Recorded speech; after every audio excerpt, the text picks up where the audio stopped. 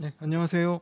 소개받은 산업안전보건연구원 직업환경연구실장 박승현입니다. 디지털 기반의 작업 장소에서 안전한 재택근무 방안에 대해서 설명을 드리겠습니다. 목차입니다. 재택근무 현황과 안전보건 이슈, 그다음에 안전한 재택근무를 위한 준비사항, 그리고 마지막으로 안전한 재택근무를 위한 재원순으로 발표드리겠습니다. 먼저 재택근무 현황과 안전보건 이슈입니다. 세부적인 설명에 앞서서 재택근무의 정의에 대해서 먼저 말씀드리겠습니다. 사전적 의미의 재택근무는 컴퓨터라든가 모바일 기기 등 정보통신 기술을 활용해서 집에서 회사 일을 하는 것, 그래서 영어로는 working from home이라고 표현할 수 있겠습니다. 유사 단어로는 텔레컴뮤트라는 단어가 있는데요. 이거는 텔레와 커뮤트의 이제 합성어로서 컴퓨터로 집에서 근무하는 것을 얘기를 하고 있습니다. 그런데 이제 최근 들어서는 재택근무의 의미가 점점 확대되고 있는데요. ILO의 재택근무 가이드에 의하면 ICT의 발달은 워킹 프롬 홈, 텔레커뮤팅, 텔레워킹, 리모트 워킹과 같은 대체 근무 방식을 이제 가능하도록 해주어서 사업장 외부에서 일하는 새롭고 진보된 모델을 의미할 때 혼용되고 있다라고 얘기되고 있습니다. 고용노동부의 재택근무 종합 매뉴얼에 의하면 집 이외에서도 집 근처 직원이 선택한 장소라든가 스마트 워크 센터 등에서 일하는 것으로 폭넓게 설명을 하고 있습니다. 외국에서 주로 이제 재택근무와 관련돼서 표현을 할 때 많이 사용되는 단어가 텔레커뮤팅과 텔레워크인데요. 텔레커뮤팅이라는 단어는 주로 이제 미국에서 사용하는 표현이라고 할 수 있고요. 그래서 이 의미는 이제 회사에 출근하지 않는 부분에 좀 방점이 있다고 볼 수 있고, 텔레워크라는 그런 유럽에서 많이 사용하는 그런 표현은 ICT의 활용에 이제 강조가 돼 있다고 볼 수 있습니다. 그렇지만 세부적인 내용을 살펴보면 ICT를 활용을 해서 언제 어디서나 원격으로 일할 수 있는 새로운 근무 방식 정도로 이해하시면 좋겠습니다. 다음은 ICT 발달과 재택근무 현황입니다. 재택근무라는 개념은 미국 캘리포니아에서 정보산업이 발달하면서 1970년대에 도입된 것으로 알려져 있습니다. 그 이후에 미국과 유럽 등에서는 저출산이라든가 고령화 등 인구 구조의 변화에 대응하고자 90년대 이후에 재택근무랑 스마트 워크를 본격적으로 시행을 해왔습니다. 최근 코로나19의 대유행으로 인해서 그 재택근무 속도가 급속히 확산되고 있고 일하는 방식의 새로운 기준으로 자리매김하고 있습니다. 작년에 코로나19가 대유행하고 있는 그런 상황 속에서 하반기에 고용노동부랑 경청, 한국경제연구원 등에서 재택근무 업무 효율성과 만족도에 대한 설문조사를 실시했는데요. 업무 효율성과 생산성 향상 등에 긍정적이었다라고 그런 답변들이 많이 있음을 볼 수 있습니다. 이 그림은 유럽에서 텔레워크라든가 ICT 기반으로 일하는 근로자들의 퍼센트를 보여주고 있는데요. 평균적으로 한 15에서 20% 근로자들이 유럽에서 재택근무를 하고 있고, 특히 이제 북유럽 국가 등에서는 그 비율이 30%를 넘는 경우도 있었습니다. 이 그림은 유럽에서 직원들에게 인터넷 연결이 가능한 포터블 기기를 제공하는 기업들의 퍼센트를 보여주는 건데요. 주로 그 10명 이상의 근로자를 보유하고 있는 기업들을 대상으로 조사를 한 거고요. 덴마크라든가 핀란드는 그 90% 이상이 되고 평균적으로 한 7, 80% 정도의 기업이 근로자에게 포터블 기기를 제공을 하고 있는 것으로 조사되었습니다. 그래서 재택근무를 지원하기 위해서 노력을 하고 있다고 볼 수 있겠습니다. 재택근무 도입에 따른 긍정 효과인데요. 근로자 측면, 기업 측면, 사회적 측면으로 볼 수가 있는데, 일단 근로자 측면에서 보면 회의라든가 보고가 이제 최소화될 수 있고 자기 주도적으로 일을 할 수도 있겠습니다. 그리고 무엇보다도 일과 생활의 양립이 가능을 해서 경력을 그런 단절을 예방할 수 있는 효과가 있을 수 있고, 그리고 장애인이라든가 고령자, 임신, 출산자 등에 대한 고용 참여 기회가 확대될 수가 있는 긍정적인 측면이 있고, 기업 측면에서 보면 뭐 부대 비용 절감 효과가 있겠지만 가장 큰 거는 그런 재난 상황에서의 기업 활동을 지속할 수 있는 게 가장 크지 않을까 생각이 들고요.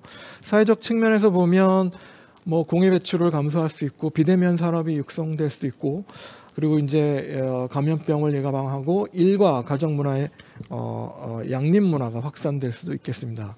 그런데 재택근무로 인해서 많은 변화가 생겼습니다. 이로 인해서 여러 가지 안전보건 이슈도 발생하고 있습니다. 그러한 변화들을 업무 환경이라든가 근무 시간, 문제 해결 측면, 그다음에 업무와 가정 생활의 구분, 규칙적인 삶 이런 측면으로 구분해서 설명해 볼 수가 있는데요. 먼저 업무 환경 측면에서 보면 사무실의 경우에는 사업주가 업무를 위해서 이제 제공한 공간이고요. 재택근무의 경우 특히 이제 가정의 경우에는 개인이 마련한 주거 환경을 위한 공간이죠. 그래서 사무실과 산업안전보건법이 적용이 되는 사무실과는 아무래도 안전보건상의 문제가 발생될 여지가 많이 있을 수 있다고 보여지고요.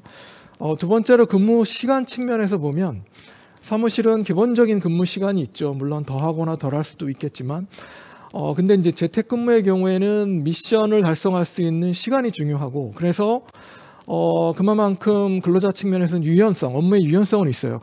다만 이제 야근이라든가 몰아쳐서 일을 한다든가 이를 통해서 과로의 가능성도 이제 존재를 합니다. 그리고 문제 해결 측면이라든가 직원과의 관계 측면에서 보면 사무실의 경우에는 회의나 대화 등을 통해서 소통을 용이하게 할 수 있는 장점이 있는 반면 재택의 경우에는 의사소통이 제한적인 그런 단점이 있습니다. 그래서 고립감이라든가 우울감 이런 정신사회적 문제가 발생될 수 있고요. 그리고 업무와 생활의 구분 측면에서 보면 사무실은 기본적으로 근무를 원칙적으로 이제 구분을 하는 게 원칙이지만 재택근무의 경우에는 일을 하다가 가정 일도 돌볼 수 있고 그래서 경계가 이제 모호할 수가 있죠. 그래서 그런 부분이 또 스트레스 요인으로 작용할 수가 있겠습니다. 그리고 규칙성 측면에서 보면 사무실의 경우에는 비교적 정시에 출근하고 퇴근하고 그 이후에 개인의 삶 이러한 좀 비교적 규칙적인 그런 삶의 패턴을 보여주는 반면 재택근무를 하게 되면 불규칙한 생활 가능성이 있어서 비만이라든가 건강관리의 문제도 발생 가능합니다. 재택근무의 건강 영향에 대해서도 최근에 연구가 있었는데요. 이 자료는 우리 연구원에서 발행하고 있는 국제학술지 쇼에 최근 온라인으로 게재된 논문 내용을 제가 정리를 한 건데요. 코로나 상황에서 재택근무를 새롭게 시작된 태극 근로자 869명을 대상으로 설문조사를 한 결과입니다.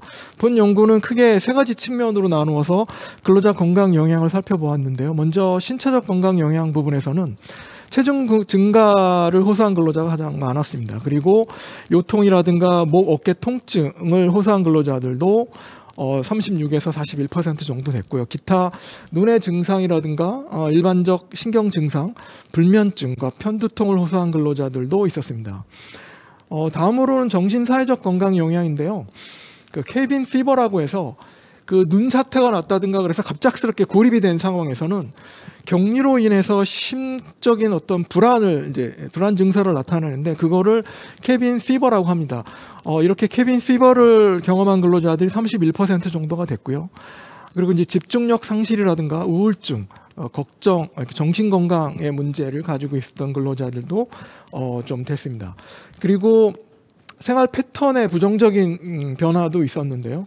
음식 소비량이 증가한다든가 식사 시간이 불규칙하다든가 늦게 잠을 잔다든가 늦게 일어나는 등의 그런 수면 문제도 경험을 했습니다.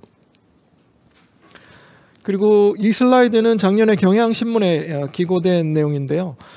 앞서 제가 설명한 그러한 재택근무로 일하는 여러 가지 문제 요소가 있는데 이것은 근로자만의 문제가 아니라 사업주가 적어도 안전보건의 문제는 사업주가 담당해야 할 몫이라고 말씀을 하시고 그러면서 이제 작업 공간의 마련이라든가 주기적인 소통을 통해서 고립감과 스트레스를 관리할 필요성이 있다라고 기고를 한 내용입니다.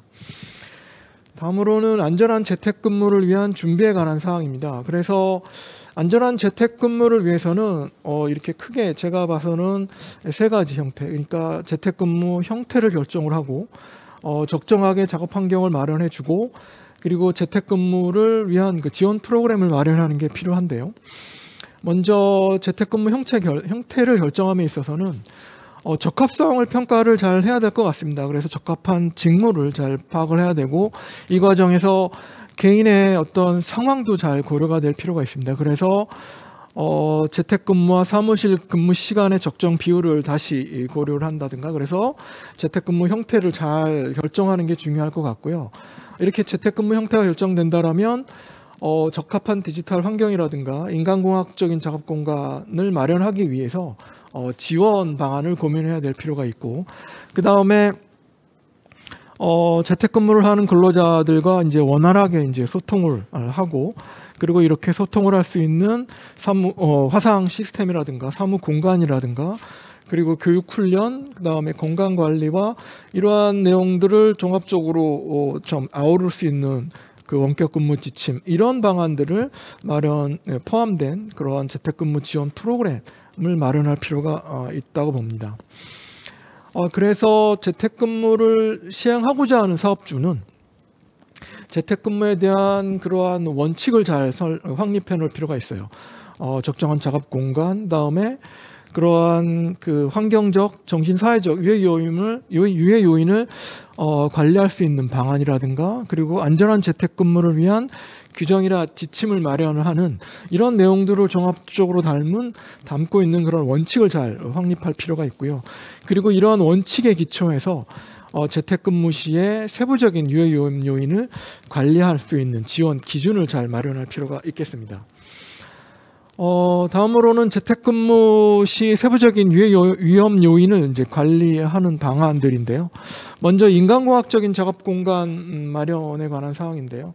앞서 설명드린 바 있듯이 가정은 주거를 목적으로 설계된 공간입니다. 그래서 재택근무 시에 작업 공간이라든가 작업대, 조명 등 여러 가지 요인이 업무를 지속적으로 수행하기에 적합하지 못할 수가 있습니다. 그래서 이러한 책상, 의자, 컴퓨터 모니터, 키보드, 마우스, 통신을 위한 전화기라든가 헤드셋 등을 잘 갖출 필요가 있고요. 이런 부분들을 이제 인간공학적으로 잘 관리할 수 있도록 정부에서는 사업장에 그런 참고할 수 있는 지침이라든가 가이드라인을 마련해 줄 필요가 있겠습니다. 현재 고용노동부 고시에서 있는 내용인데요. 영상 표시 단말기 취급 근로자가 안전하게 작업할 수 있는 이런 지침들도 활용 가능한 지침들도 있습니다. 이러한 지침에 더해서 사업주가 잘 이러한 관리를 할 수 있도록 다양한 근고울게 예방 방안들을 그런 가이드들을 제공해 줄 필요가 있겠습니다. 다음으로는 환경적 유해 요인과 관련된 사항인데요. 실내에는 그런 사람의 활동이라든가 각종 가정용품, 사무기기라든가 건축자재, 반려동물, 가습기 이런 것들로 인해서 미세먼지라든가 휘발성 유기화합물 등 다양한 유해 요인이 발생할 수가 있습니다. 그리고 건물 지반이라든가 토양의 상태에 따라서 라돈에도 노출될 수도 있습니다. 이러한 실내 오염물질을 관리하기 위해서 이제 중요한 것은 제가 볼 때는 주기적으로 환기하는 게 가장 중요한 것 같고요. 그리고 외부 오염물질이 실내에 유입되지 않도록 잘 관리하는 것도 중요한 것 같습니다. 그리고 주방에 있는 그런 배기 후드를 적절하게 잘 사용하는 것도 많이 도움이 될 수 있다고 생각이 됩니다. 두 번째로 물리적인 인자 부분인데요. 사업장의 소음처럼 그 가정의 경우에는 고주파 성분을 포함한 고소음의 영향보다는 생활 환경 소음이라든가 층간 소음에 의한 영향이 더 많을 것으로 보이고요. 청력 손실보다는 그래서 불쾌감이라든가 수면 장애가 더 관심 사항이 될 수 있을 것 같습니다. 그리고 휴대전화 사용을 많이 하게 되면 청력에 안 좋은 영향을 줄 수 있으므로 주의가 필요하겠습니다. 그래서 개인이나 그런 사업주는 소음의 수준을 잘 파악할 필요가 있는데요. 최근에는 스마트폰 어플리케이션을 활용을 해서 소음 수준도 파악할 수 있으니까 이렇게 소음 수준을 잘 파악을 해서 소음 발생 자제에 대해서 협조를 요청한다든가, 소음이 발생한 시간대를 휴식 시간으로 한다든가, 조용한 시간대에 업무를 한다든가, 아니면은 방을 바꿔서 일을 한다든가 노이즈 캔슬링 기능이 있는 그런 이어폰이라든가 헤드폰을 사용한다든가 심한 경우에는 방음 재질의 이런 자재를 부착할 수도 있겠습니다. 전자파의 경우에는 특히 이제 가정에서 사용하는 전자파 발생 기기의 경우에는 국립전파연구원의 조사에 의하면 인체 보호 기준 대비 10% 이하 수준이라서 크게 걱정할 수준은 아니지만 아무래도 이제 그 전자파의 방어의 원칙에 기초해서 말씀을 드리자면 발생원과 거리를 충분히 둔다라면 그 노출 수준은 더 감소시킬 수 있습니다. 참고로 국립전파연구원의 휴대전화 사용 가이드에 의하면 특히 이제 휴대폰을 사용을 할 때 얼굴에서 좀 떼고 사용을 한다든가 오른쪽 왼쪽 번갈아 가면서 통화를 한다든가 가급적이면 문자 메시지를 사용하고 이어폰 마이크를 사용한다든가 특히 이제 안테나나 수신 표시가 이렇게 약할 경우에는 전자파 발생이 많으므로 이제 밀폐된 그런 승강장이라든가 이런 곳, 지하철 이런 곳에서는 가급적인 사용을 이제 자제할 필요도 있겠습니다. 적절한 그 조명에 관한 사항인데요. 개인차가 있겠지만 작업자의 눈의 필요가 감소하고 작업 불량률을 감소시킬 수 있는 적절한 조명이 필요하고요. 작업장 주위의 위험 상황에 대한 시각적인 정보를 입수할 수가 있도록 적절한 조명이 필요하고 그래서 산업안전보건법에서는 적절한 작업의 종류에 따라 적절한 그러한 조명 수준을 권고하고 있습니다. 그리고 화면을 바라보는 시간이 이제 많을수록 화면 밝기와 주변 밝기의 차이를 줄일 필요가 있겠고 눈부심 방지 조치를 할 필요가 있겠습니다. 마지막으로 이제 정신사회적 측면인데요. 어떻게 보면 가장 중요한 부분이라고 할 수 있는데요. 사무실 근무를 하다가 재택근무를 하게 되면 격리감으로 심리적인 불안 증세를 겪을 수가 있으므로 이런 화상 시스템들을 잘 활용을 해서 주기적으로 이제 소통을 하고 의견 교환을 하고 이렇게 관리할 필요가 있겠고 그다음에 이제 이거는 재택근무 종합 매뉴얼에 나와 있는 내용인데요. 이러한 성공적인 소통 방안에 대해서도 이제 관련 매뉴얼에서는 소개를 하고 있습니다. 그래서 사업주분들은 전문가를 통해 상담받을 수 있도록 지원을 하거나 아니면 최근에 이제 보건복지부라든가 고용노동부 산하기관 등 국가나 공공기관에서 정신건강에 대해서 상담 서비스를 제공하고 있으므로 이런 부분들을 잘 안내해 줄 필요가 있겠습니다. 그래서 마지막 슬라이드인데요.